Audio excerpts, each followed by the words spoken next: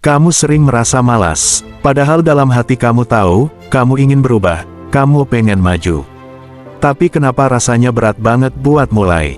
Tenang, kamu bukan satu-satunya.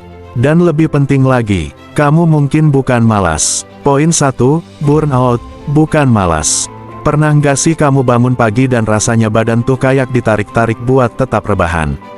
Bukan karena ngantuk, bukan karena nggak punya waktu. Tapi karena kamu udah nggak punya tenaga buat peduli lagi. Itu bukan malas, bro. Itu namanya burnout. Orang sering salah paham. Ah, dia mah emang pemalas dari sononya. Padahal yang mereka lihat cuma luarnya. Mereka nggak tahu kalau kamu mungkin selama ini terus berjuang dalam diam. Bayangin kamu lari terus tanpa istirahat. Awalnya kuat, lama-lama ngos-ngosan, sampai akhirnya kamu nggak bisa gerak. Itu bukan karena kamu lemah, tapi karena kamu nggak pernah dikasih waktu buat recas. Burnout itu bukan soal fisik doang. Kadang kita ngelakuin sesuatu tiap hari, tapi rasanya kayak robot. Hidup jadi sekadar rutinitas, bukan pilihan. Akhirnya, muncul gejala-gejala ini. Nggak punya semangat ngapa-ngapain, males ketemu orang, ngerasa semua hal nggak ada gunanya, susah tidur atau malah tidur terus. Emosi gampang meledak tanpa sebab jelas. Dan parahnya, kamu malah nyalahin diri sendiri. Nih, gue emang pemalas. Padahal, bukan kamu yang rusak. Lingkungan dan tekanan yang terus-menerus tanpa jeda. Itu yang bikin kamu habis-habisan. Tekanan tanpa arah. Kamu dituntut terus buat jadi produktif. Tapi nggak dikasih ruang buat nanya. Sebenarnya, gue ini lagi ngapain sih? Kamu kerja, tapi nggak tahu buat apa. Kamu sibuk, tapi ngerasa kosong. Dan yang lebih parah, nggak ada yang ngajarin gimana cara berhenti dengan sehat. Gimana caranya ngisi ulang energi mental. Orang cuma nyuruh kamu jalan terus. Sampai kamu jatuh. Terus mereka nyalahin kamu juga. Pulihkan diri bukan paksa diri. 1. Sadari bahwa kamu sedang burnout. Jangan terus maksa diri buat produktif, kalau otakmu udah minta tolong. Luangkan waktu buat benar-benar berhenti sejenak, bukan sekadar istirahat fisik, tapi juga mental. 2. Mulai dari istirahat yang sadar. Bukan kabur ke scrolling medsos 5 jam nonstop, tapi benar-benar disconnect dari tekanan. Jalan kaki di luar, tidur cukup, ngobrol sama orang yang bikin kamu tenang. 3. Tulis ulang ekspektasi. Jangan kejar standar orang. Tulis, hal apa yang penting buat kamu sekarang? Apa aja yang bisa kamu tinggalkan sementara? Dan apa yang sebenarnya bikin kamu semangat hidup? 4. Lakukan hal kecil yang menyenangkan. Kadang, semangat itu nggak datang dari motivasi gede. Tapi dari hal simpel, nonton film kesukaan, minum kopi favorit, atau sekadar denger lagu yang bikin damai. 5. Jangan takut minta bantuan. Temui orang yang bisa kamu percaya. Kalau perlu, konsultasi ke profesional. Self-healing bukan berarti harus sendiri. Burnout bukan kelemahan. Itu sinyal tubuh dan pikiran kamu butuh perhatian. Jadi jangan paksa diri terus sampai hancur. Berhenti bukan berarti menyerah. Kadang, itu satu-satunya cara buat bisa lanjut dengan lebih kuat. Poin 2. Takut gagal sama dengan gak berani mulai. Coba jujur sekarang, kamu beneran malas memulai, atau kamu cuma takut hasilnya nggak sesuai harapan? Kebanyakan orang yang terlihat pasif, sebenarnya bukan nggak punya mimpi. Mereka cuma takut kecewa, takut dibilang, nggak berbakat, takut kalau usaha keras ternyata nggak cukup, takut kalau semua orang lihat kita jatuh. Dan daripada merasa sakit itu, kita pilih jalan aman, diam. Ngasih alasan, lagi nggak mudah, entar aja deh. Masih bisa kok. Gue bukan orang yang disiplin. Padahal dalamnya, kamu cuma nggak siap disakiti lagi. Luka lama berkedok rasa malas. Waktu kecil kamu mungkin pernah dihakimi. Gagal sekali langsung dimarahin. Nggak dapat nilai bagus, langsung dicap nggak pinter. Akhirnya, otak kamu belajar. Lebih baik nggak usah nyoba. Dan ini terus terbawa sampai dewasa.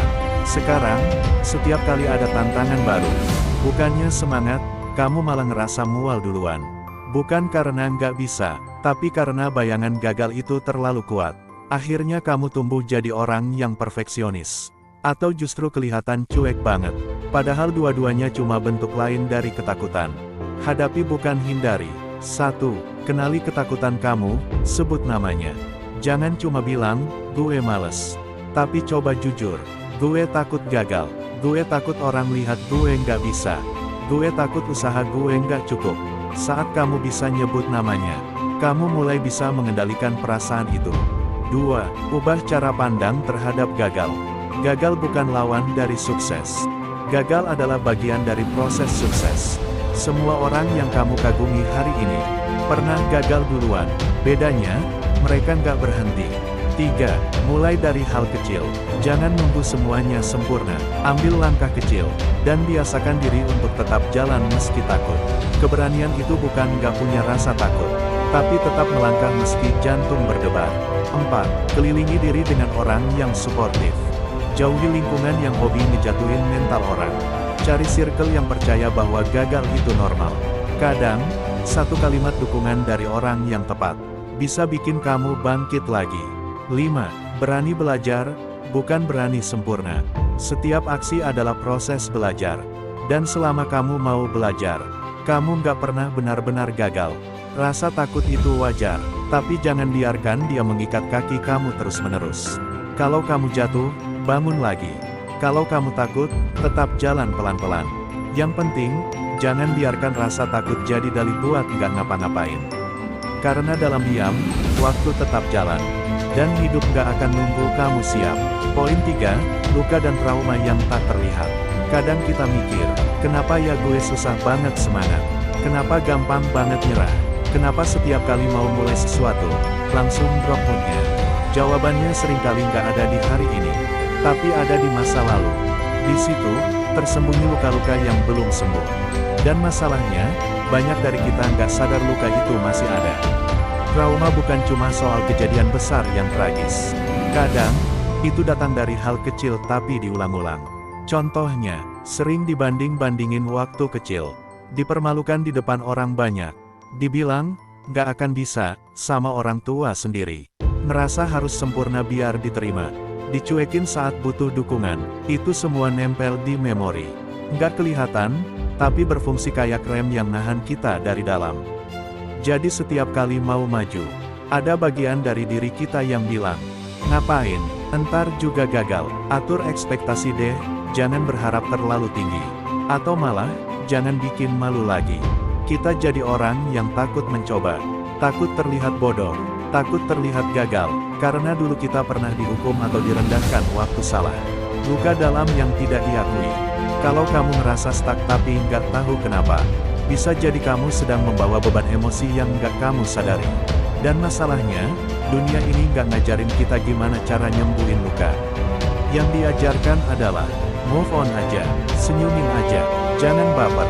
Padahal, luka yang ditekan malah makin dalam. Yang harusnya sembuh, malah jadi luka permanen. Siklusnya berulang, sampai kita merasa hidup ini cuma tentang bertahan, bukan berkembang. Kita jadi pribadi yang kelihatannya malas, padahal sebenarnya penuh ketakutan. Sembuhkan bukan sembunyikan. 1. Berani menghadapi, bukan menghindar. Duduk tenang dan tanya ke diri sendiri. Ada kejadian apa yang masih bikin gue sakit kalau diingat?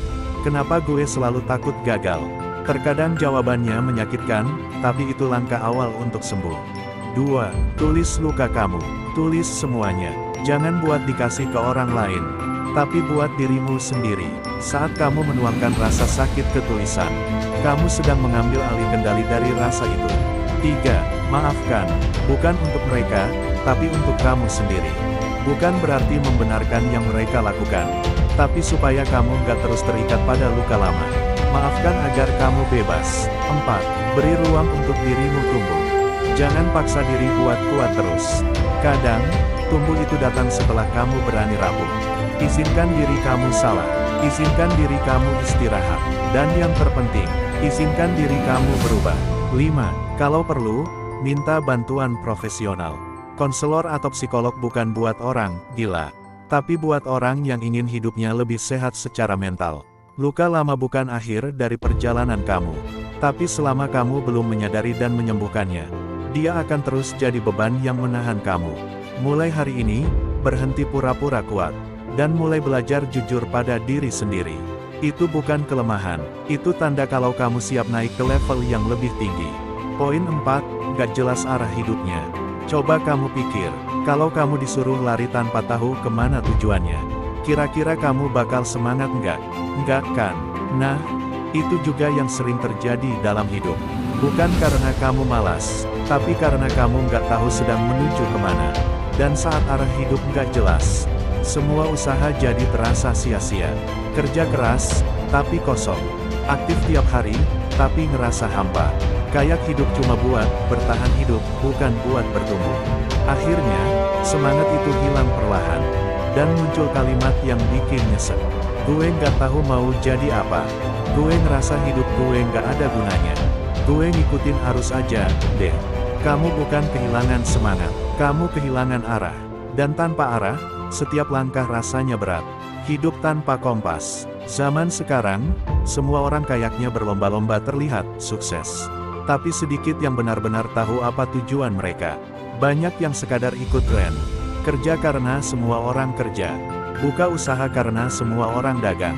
Bikin konten karena semua orang viral. Padahal hidup bukan lomba lari, tapi perjalanan mencari makna. Dan kalau kamu nggak punya arah, kamu akan cepat lelah. Temukan kompas hidupmu. 1. Tanya ke diri sendiri, apa yang penting buat gue? Bukan buat orang tua, bukan buat pasangan, tapi buat kamu sendiri. Coba tulis 3 hal yang kamu peduliin. Itu bisa jadi titik awal mencari arah hidup. 2. Gali potensi, jangan kejar validasi. Tanyakan, apa yang bikin gue semangat meski capek? Apa yang bisa gue lakukan tanpa disuruh? Dari sana, kamu bisa temukan arah berdasarkan minat dan kemampuan, bukan tekanan sosial. 3. Buat visi kecil, bukan langsung besar. Visi hidup nggak harus langsung spektakuler. Kadang cukup dengan, gue pengen hidup yang damai. Gue pengen bantu orang lewat tulisan. Visi kecil ini bisa berkembang seiring waktu. Yang penting, kamu punya alasan untuk melangkah. 4. Berani berhenti dari jalur yang bukan milikmu. Kalau kamu ngerasa jalan yang kamu tempuh sekarang bikin kamu mati rasa, mungkin saatnya belok. Gagal di jalur yang salah lebih baik daripada sukses yang bikin sengsara. 5. Jangan takut memulai ulang.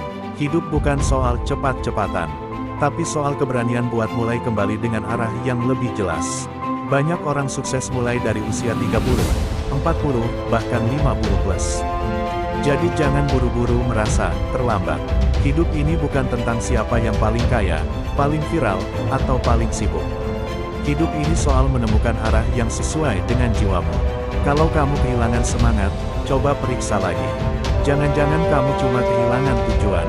Dan saat kamu temukan itu kembali, energi, semangat, dan keberanian akan datang bersamaan. Poin 5, terjebak pola lama yang menghancurkan. Kamu pernah ngerasa begini, gue udah coba berubah, tapi balik lagi ke kebiasaan lama. Udah semangat di awal, tapi stuck lagi di titik yang sama. Kayaknya gue memang nggak bisa berubah. Kalau iya, berarti kamu sedang terjebak dalam pola lama yang belum selesai. Dan ini salah satu jebakan paling licik.